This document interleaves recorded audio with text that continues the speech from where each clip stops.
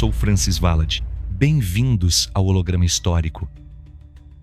Episódio 55. A ocultação. O que eles tentam apagar da história. Você já se perguntou por que há coisas que ninguém te contou? Por que há pedras que ninguém explica? Por que há nomes que sumiram da história como se nunca tivessem existido? Este episódio não fala do que está nos livros. Fala do que foi removido deles. Não trata do que foi dito, mas do que foi proibido de ser lembrado. Porque houve um tempo em que deuses caminharam entre homens, deuses com nomes, com cidades, com plataformas, com propósitos. E tudo isso foi apagado.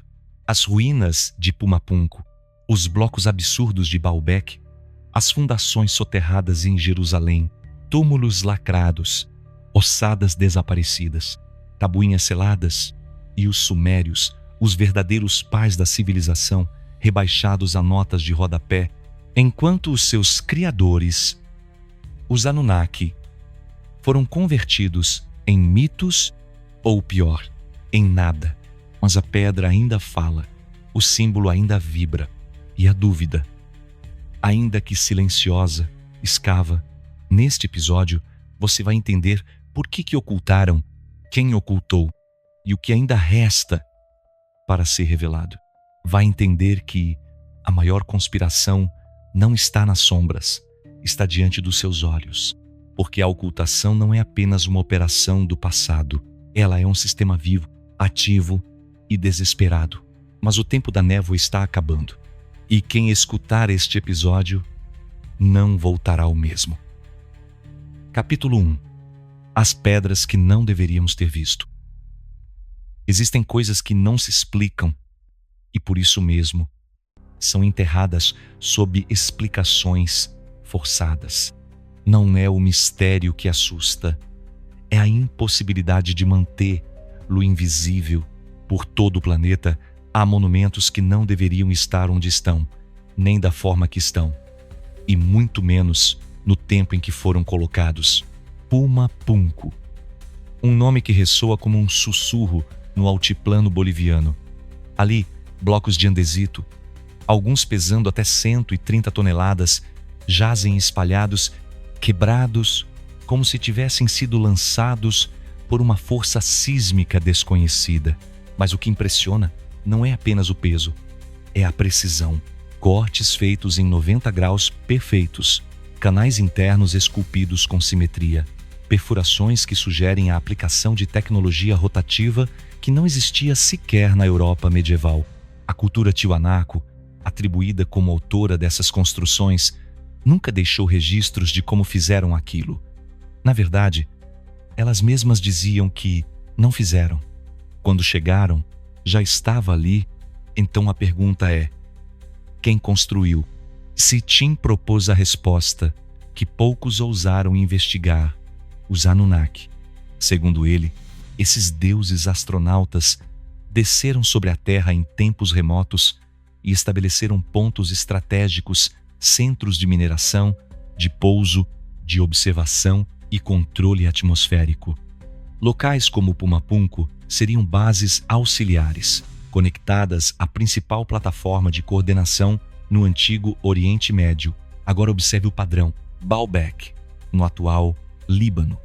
Sobrevive ali o que talvez seja o maior mistério pétreo da Terra, 3 blocos colossais chamados de Triliton, cada um com cerca de 800 toneladas, empilhados, ajustados com tamanha precisão que sequer se pode inserir uma lâmina entre eles.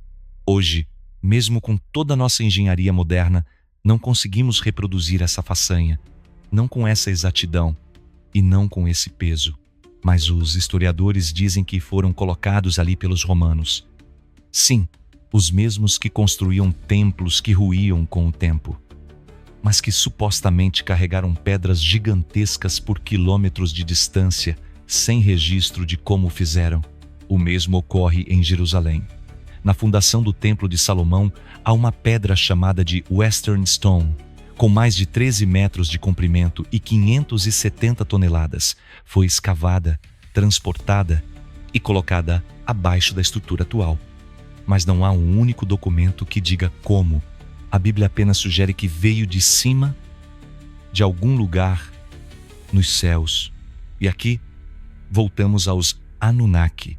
Segundo os relatos sumérios decifrados por Sitchin, Jerusalém era chamada de Du-Ku, um dos centros operacionais dos Anunnaki.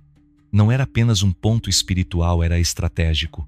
Controlava rotas, observava céus, mapeava movimentos. Essas pedras colossais, dispersas pelos pontos mais sagrados da terra, não são altares, são fundações de outra coisa.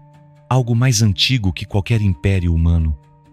Algo que não foi construído com martelo, mas com frequência, com som, com vibração. E o mais desconfortável é perceber que essa verdade está diante de todos, mas quase ninguém a vê. Por quê? Porque admitir que esses monumentos foram erguidos com tecnologia superior em tempos onde, supostamente, andávamos com lanças e peles é derrubar toda a linha do tempo da história oficial.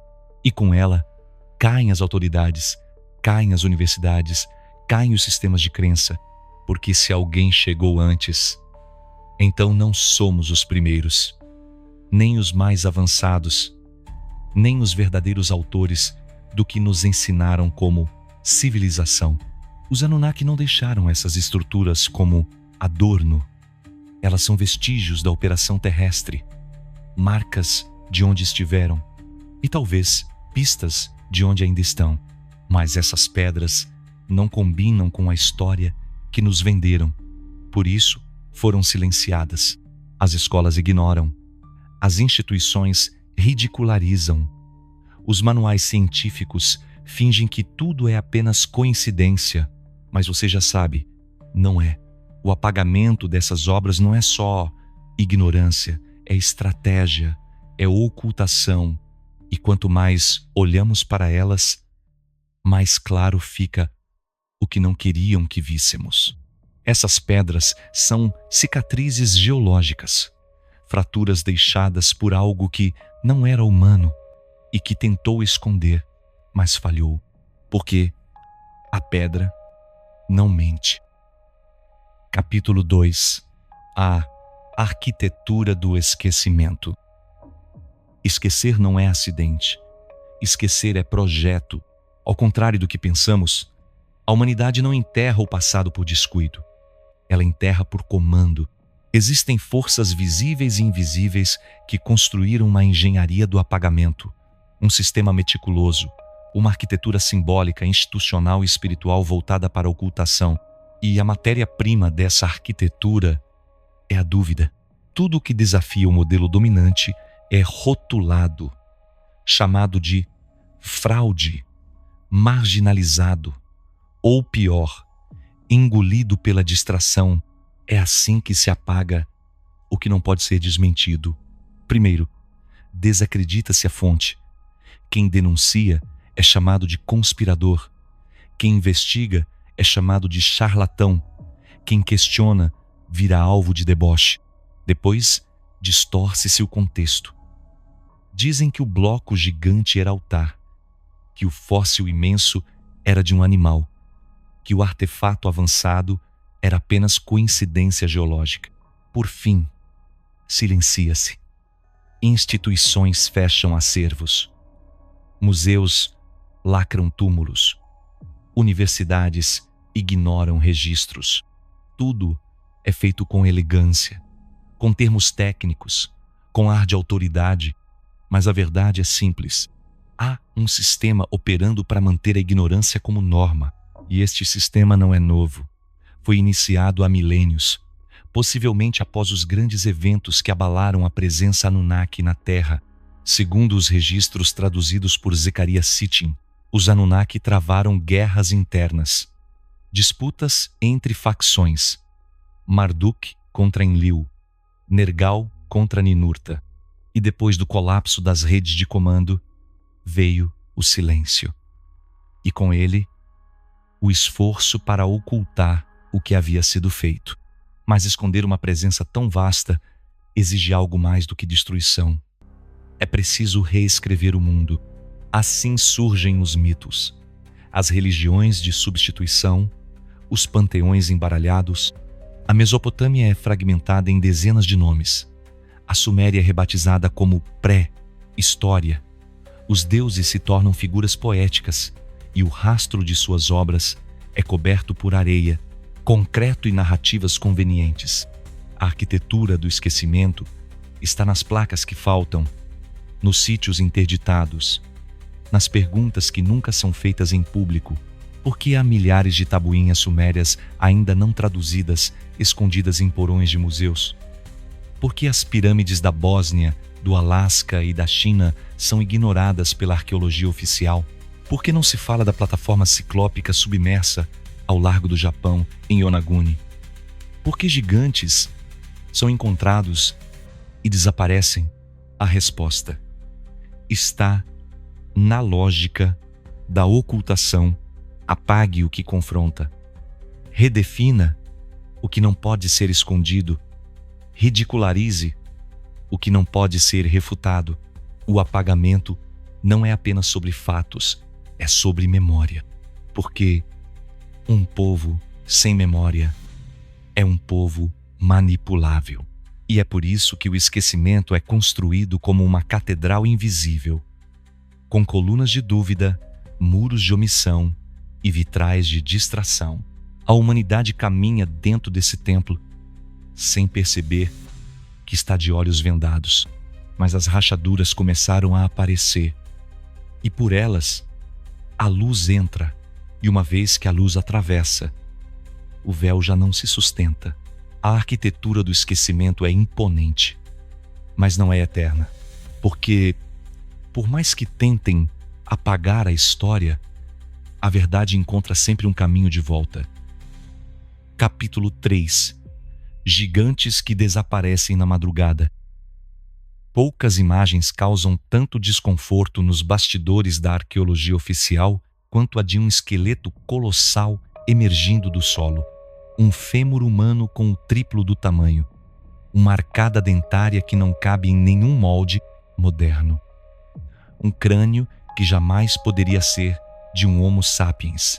Essas descobertas aconteceram, foram registradas, fotografadas, divulgadas em jornais do século XIX e início do século XX, e depois sumiram, literalmente. Não se tratam de lendas urbanas. São relatos documentados em dezenas de localidades ao redor do mundo, nos Estados Unidos, nas cavernas do Grand Canyon, na Sardenha, na Itália, na bacia do Eufrates, na Patagônia, no interior da África e até no Brasil. Gigantes, seres que não cabem em nenhuma teoria darwinista, seres que coexistiram com humanos ou talvez vieram antes de nós. Segundo os escritos sumérios estudados por Zecharia Sitchin, os Anunnaki criaram várias versões do ser humano, prototiparam, misturaram material genético, fizeram testes e, em alguns casos, deram origem a híbridos. Esses híbridos não eram simbólicos. Eles eram físicos. Eram seres altos, fortes, com habilidades ampliadas. Possivelmente os nefilins da Bíblia. Os heróis da antiguidade mencionados em Gênesis 6, 4. Os filhos dos deuses com as filhas dos homens. Mas esse episódio foi varrido para debaixo do tempo. A presença dos gigantes representa um problema, porque sua existência não pode ser explicada sem abrir as portas para a narrativa dos deuses criadores. E isso ameaça todo o alicerce acadêmico da história oficial. Por isso, a resposta institucional foi rápida. Criou-se um padrão 1. Se for encontrado um osso desproporcional, chama-se uma equipe especializada. 2. O local é isolado. 3. O material é recolhido. 4. E depois, nunca mais se fala sobre ele. Às vezes, aparece uma nota dizendo que era um animal. Outras simplesmente desaparece sem rastro. Há relatos de museus sendo visitados por representantes de agências de inteligência, relatos de arqueólogos silenciados, de documentos confiscados, de famílias ameaçadas. Por que tanto esforço? Porque esses seres não eram apenas grandes, eram lembranças vivas de que a humanidade não é tão única quanto acredita. Eram os resíduos corporais de uma era em que o sagrado e o genético se misturavam. A elite do esquecimento não quer que saibamos disso, não quer que vejamos os elos perdidos que não evoluíram, mas foram extintos. E talvez a pergunta mais perturbadora não seja por que escondem, mas de quem estamos falando? Será que os gigantes foram eliminados pelos próprios Anunnaki por serem erros, ameaças, ou pelo simples fato de que não cabiam no novo ciclo da Terra? Ou será que alguns ainda existem, escondidos em locais onde o acesso humano é restrito, subterrâneos, cordilheiras, cavernas vigiadas por forças que não respondem a governos? Porque esconder um fóssil é fácil, mas esconder uma linhagem viva exige toda uma máquina de manipulação. Os gigantes que desapareceram na madrugada não são apenas vestígios, são ameaças simbólicas, marcas vivas de que a história humana não é linear, é fabricada, e a cada descoberta enterrada às pressas, fica mais clara a única coisa que não conseguem apagar, a dúvida que sobrevive. Capítulo 4. Tumbas que nunca foram abertas. Existe um tipo de silêncio que não é vazio. É um silêncio guardado, pesado, um silêncio que protege algo que não pode ser dito, nem mostrado, nem lembrado. Esse é o silêncio das tumbas que jamais foram abertas. Espalhadas pelo planeta, há câmaras seladas, portais enterrados, estruturas subterrâneas com inscrições que não foram traduzidas ou que foram traduzidas e suprimidas. Algumas são conhecidas. A tumba selada em Saqqara, a estrutura lacrada sob a esfinge de Gizé, o templo enterrado sob a antiga cidade de Eridu, as câmaras não acessadas em Dendera, no Egito, as passagens fechadas em Machu Picchu, os complexos submersos em Yonaguni e as supostas estruturas que existem sob o Vaticano. Em todos os casos, o padrão se repete: alguém descobriu, alguém analisou, alguém impediu a revelação. Por quê? Porque ali nas entranhas da terra estão os corpos, os símbolos, as inscrições, os objetos que conectam os antigos deuses aos criadores da civilização. E se isso for mostrado ao público, todo o jogo desmorona. A ciência teria que rever suas linhas do tempo, as religiões teriam que repensar seus dogmas e os governos teriam que explicar por que sabiam e esconderam.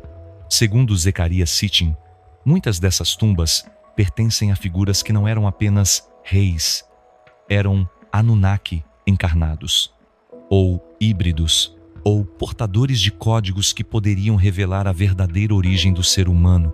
Alguns desses nomes foram apagados da história. Outros sobreviveram em fragmentos. Ninurta, Utu, Inanna, Nergal, cada um associado a regiões específicas, cada um com legados escondidos em locais sagrados e lacrados.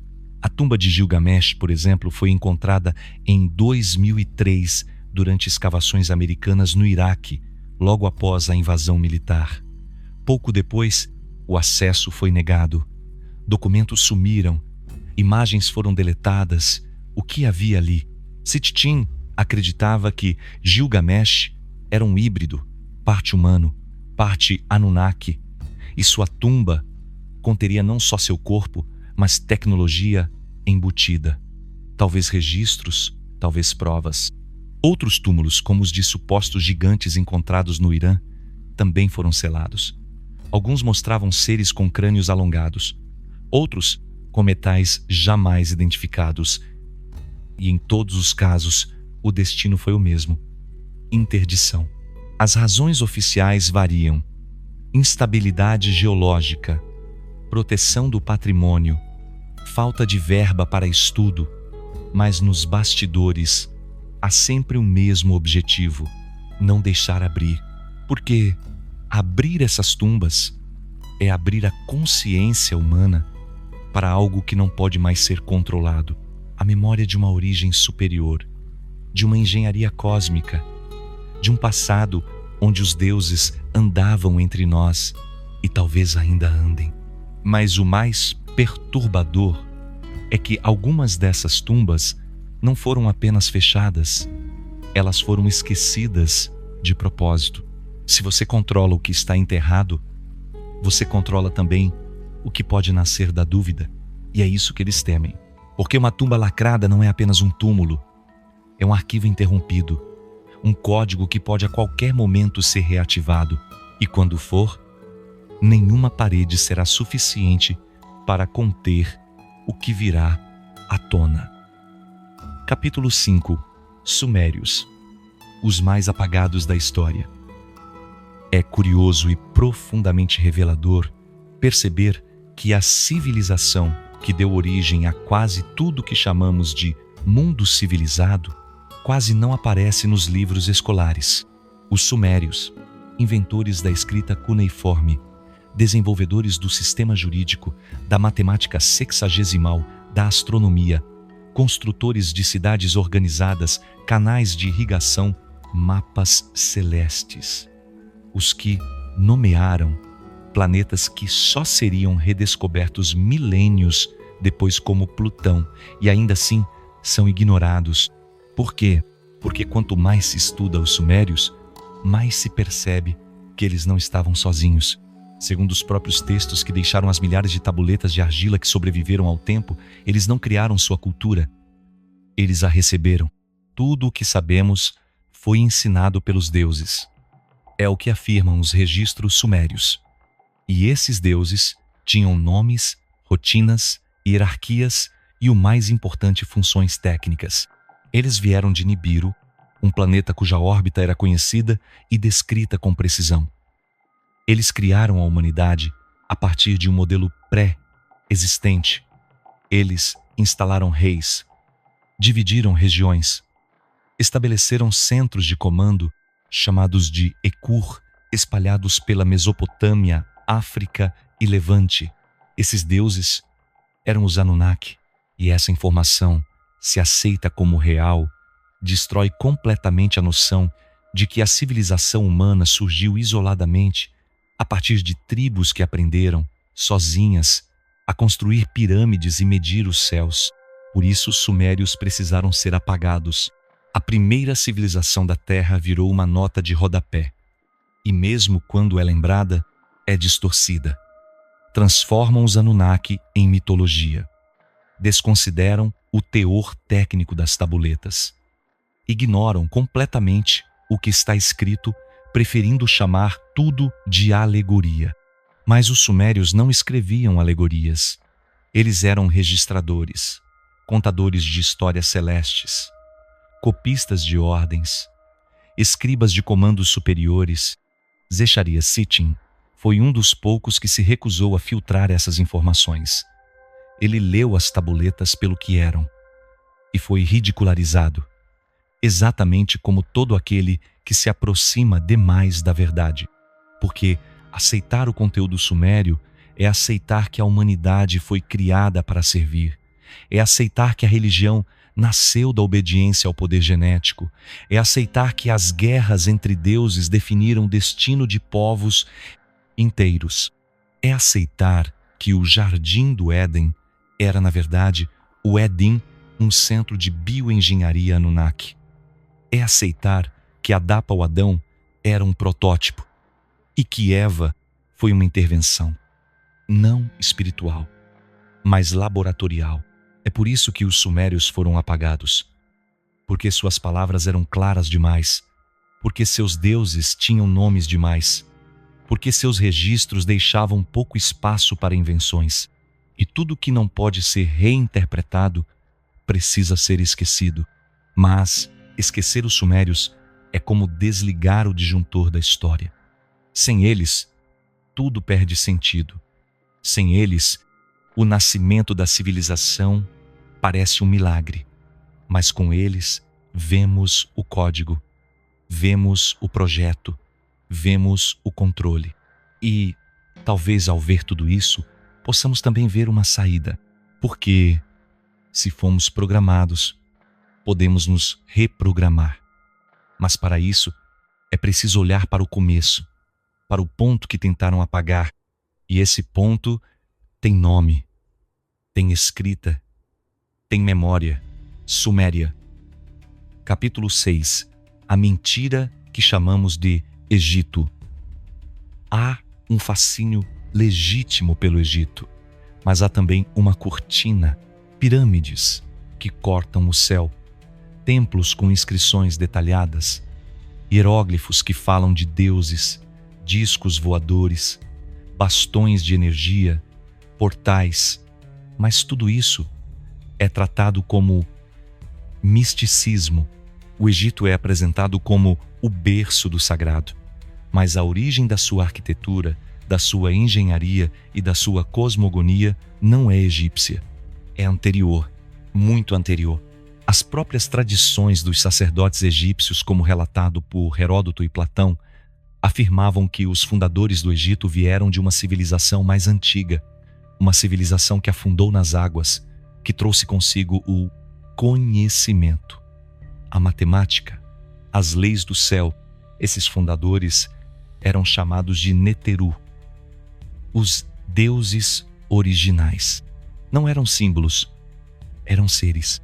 E esses seres, na leitura dos registros mesopotâmicos, têm nome Anunnaki.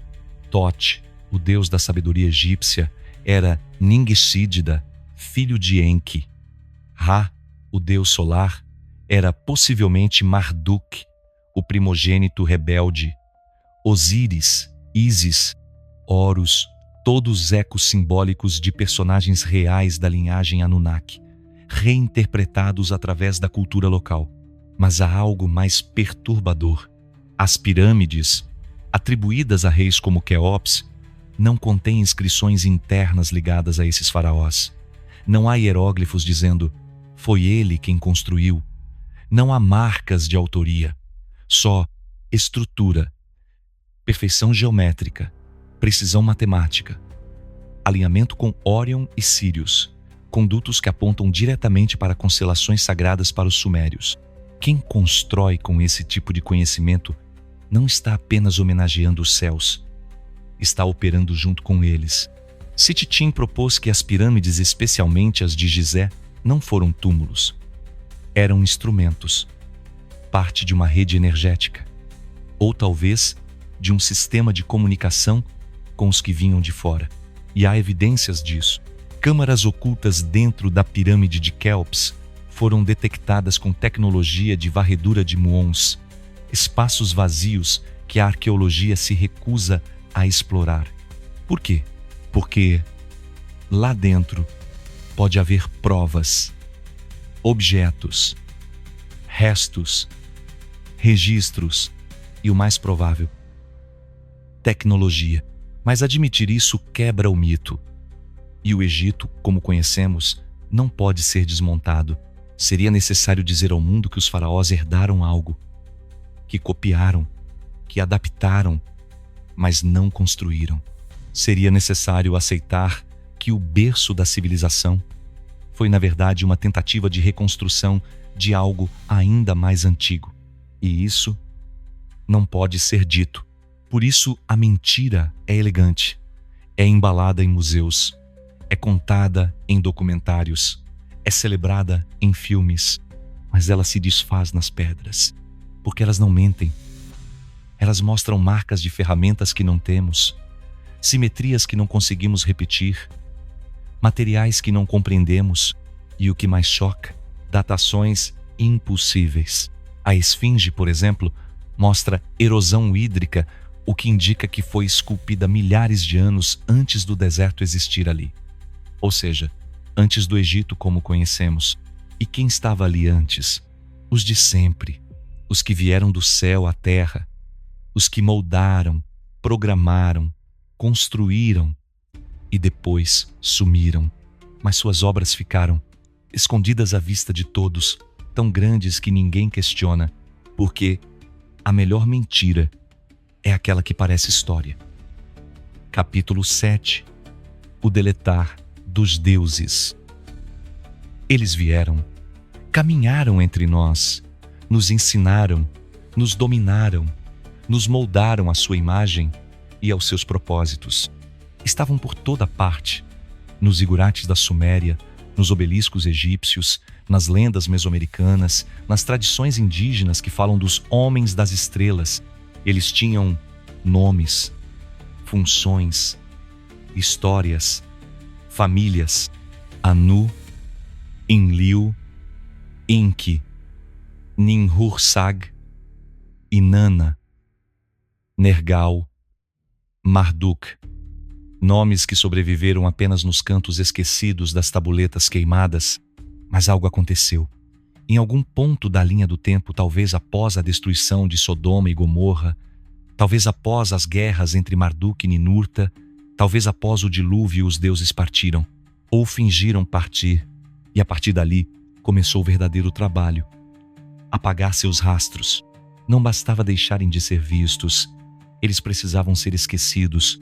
Isso exigiu estratégia, exigiu reprogramação de culturas, exigiu que novas versões de histórias antigas fossem escritas agora com outros nomes.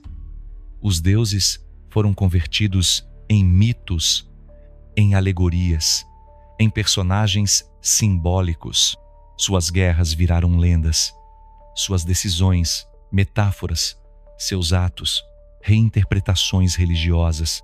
Inanna virou Ishtar, depois Astarte, depois Maria, depois a deusa mãe genérica de todos os cultos. Enki virou Ea, depois desapareceu, substituído por figuras híbridas que carregavam sua sabedoria, mas não sua liberdade. Marduk virou Bel, depois Baal, depois foi demonizado, transformado em símbolo do mal, embora fosse na verdade um rebelde que quis tomar o controle do projeto humano. E o pior de tudo, os registros foram editados. Segundo Sitim, muitos escribas das dinastias babilônicas receberam ordens para reescrever os relatos sumérios, ocultar nomes, alterar datas, deslocar cenários, criar confusão entre genealogias divinas. O que antes era uma narrativa clara de intervenção extraterrestre se transformou num panteão embaralhado. E quanto mais o tempo passou, mais o deletar se intensificou. Veio o Império Romano, depois o cristianismo, depois o islamismo, cada um negando o anterior, cada um apagando os deuses que vieram antes, até que só restou um, o Deus invisível, o sem rosto, o inquestionável. Mas essa entidade, apresentada como única e absoluta, trazia dentro de si os traços de muitos outros. Era o vestígio final da presença Anunnaki, agora oculta sob camadas de fé. A pergunta é, por que quiseram ser esquecidos? Talvez por vergonha, talvez por estratégia, talvez porque sabiam que a memória do que fizeram não os favorecia. Criaram humanos para servir. Programaram guerras, manipularam linhagens, dividiram o planeta em zonas de influência e, quando tudo saiu do controle, deixaram os humanos entre os escombros. Mas deixaram também instruções, relíquias, marcas, portais, porque talvez algum deles sabia que a memória não morre, ela adormece, ela silencia. Mas basta um toque, uma escavação, um texto redescoberto, para que tudo comece a retornar. O deletar dos deuses não foi completo, porque não há como deletar o que já está gravado na alma da espécie. E agora, o código começa a ser lido novamente. Capítulo 8. Quem lucra com o silêncio? Ocultar a verdade dá trabalho, mas dá lucro, porque toda mentira bem contada sustenta impérios. Se as pirâmides foram construídas por uma civilização avançada, então a história da evolução linear é uma farsa. Se os Anunnaki realmente caminharam entre nós, então as religiões, as academias e os governos perdem sua legitimidade. Se os gigantes existiram, então o darwinismo é apenas uma cortina. E se a civilização suméria foi ensinada por seres de fora, então o ser humano não é autônomo, é o produto de um projeto. E quando essa verdade começa a emergir, os que lucram com o silêncio tremem. Quem são eles? São as instituições religiosas que constroem sua autoridade sobre versões manipuladas de textos antigos e que jamais admitiriam que o Deus dos exércitos era um comandante Anunnaki em missão planetária. São as academias científicas presas a dogmas tão rígidos quanto os que dizem combater. Não podem aceitar o que não conseguem explicar. Preferem negar a reescrever os livros. São as agências de inteligência que há décadas recolhem, confiscam, silenciam, que escondem descobertas arqueológicas sob o pretexto de segurança nacional. São as nações que controlam o petróleo e o ouro, as mesmas matérias-primas que os Anunnaki vieram buscar e que continuam sendo os verdadeiros tronos do poder mundial. São as elites financeiras globais, que herdaram o conhecimento oculto e usam-no para manter a humanidade prisioneira da ilusão. E por trás deles, talvez, ainda estejam os próprios Anunnaki. Não todos, mas facções, fragmentos, restos vivos ou automatizados que seguem observando, influenciando, ocultando, porque o silêncio é útil. Ele permite que o jogo continue, que o humano siga achando que está no topo da criação, que o passado foi primitivo, que os mitos são fantasias e que a verdade está nas telas, nos livros didáticos e nos altares modernos. Mas o que essas forças não esperavam é que a informação escapasse. Sitchin abriu a primeira brecha. Outros vieram, muitos desacreditados, alguns eliminados, mas a semente foi plantada. Hoje, qualquer um com acesso à internet pode ver as imagens que antes eram escondidas. Blocos gigantes, ossos anômalos, cavernas lacradas, mapas celestes com milhares de anos. O véu se tornou frágil e os que lucravam com silêncio estão ficando nervosos. Censura digital, cancelamentos, bloqueios de conteúdo. Tudo isso é sinal de que a verdade está perto demais, porque o silêncio só é útil enquanto a mentira ainda convence. E neste tempo, a mentira já não convence.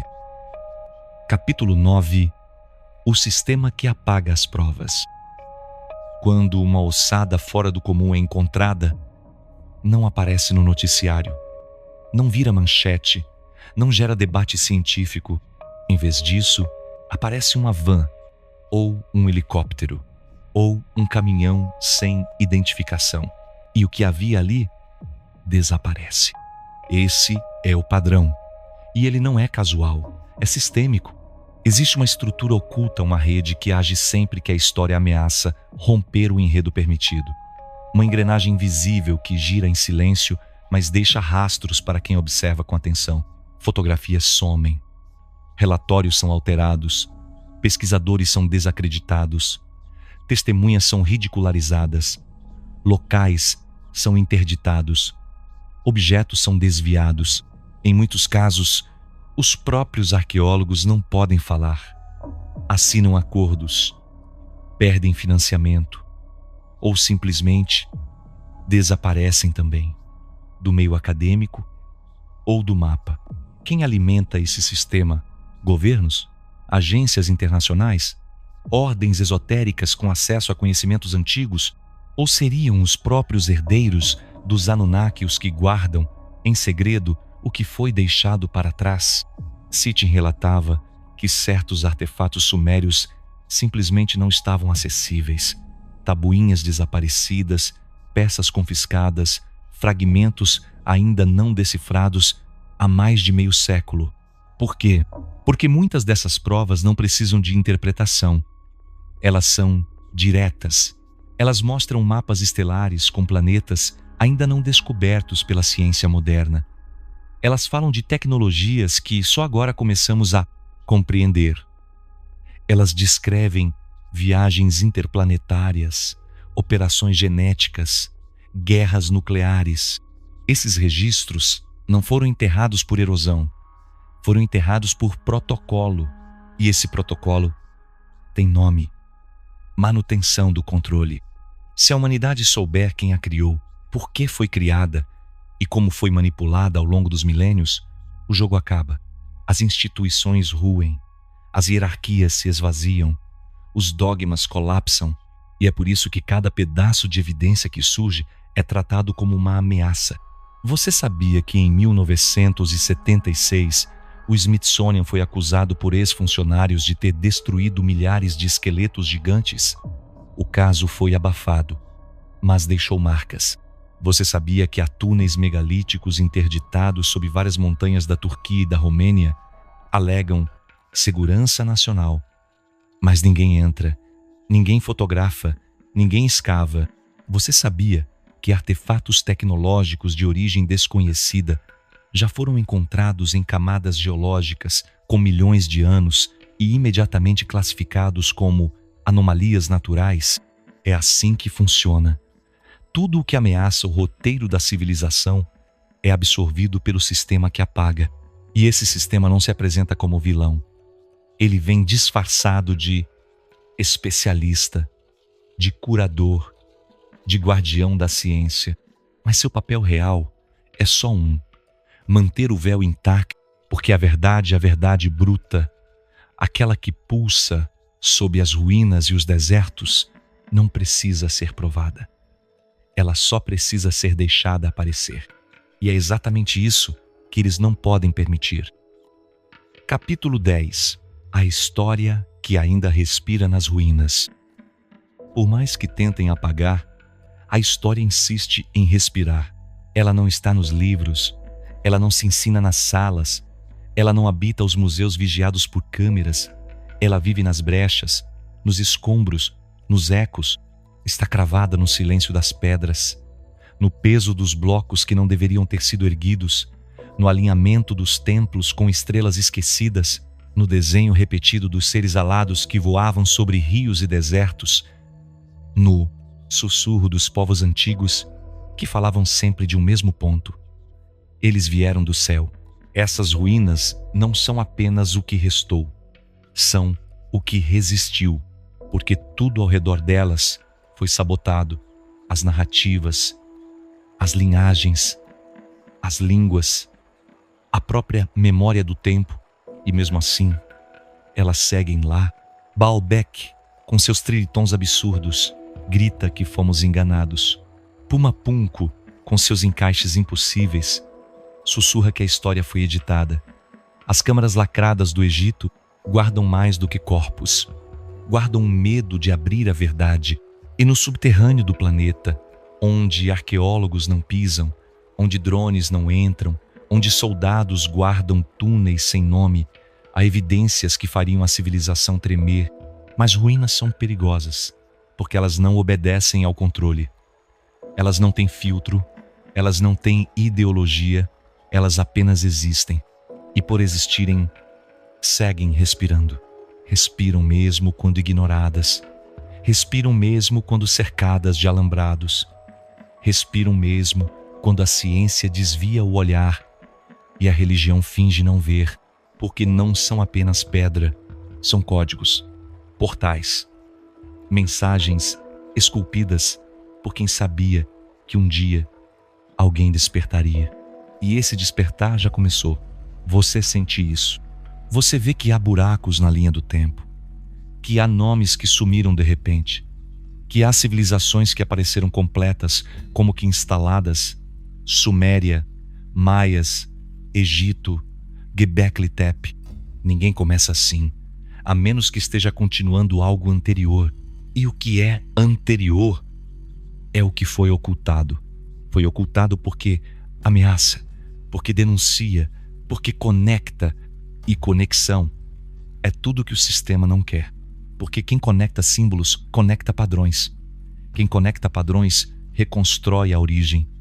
E quem reconstrói a origem desfaz o mito do agora, desfaz o domínio, desfaz a autoridade, desfaz a mentira do topo. Cixin entendeu isso e por isso foi atacado, porque não ofereceu especulação, ofereceu leitura, tradução, contexto. Ele apontou para as ruínas e disse: olhem de novo. E hoje, milhares de olhos já olham, milhares de mentes já sentem, milhares de almas já recordam.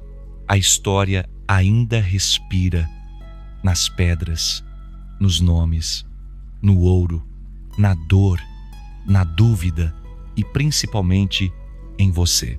Porque o último lugar onde a ocultação falha é no ser que desperta. Você é a última ruína viva, a última tabuleta que ainda pode ser lida, a última peça que faltava para que o ciclo recomece. A ocultação foi grande, foi longa, foi quase perfeita, mas quase não é total. E agora, com cada nova pergunta, com cada novo olhar, a história volta a respirar.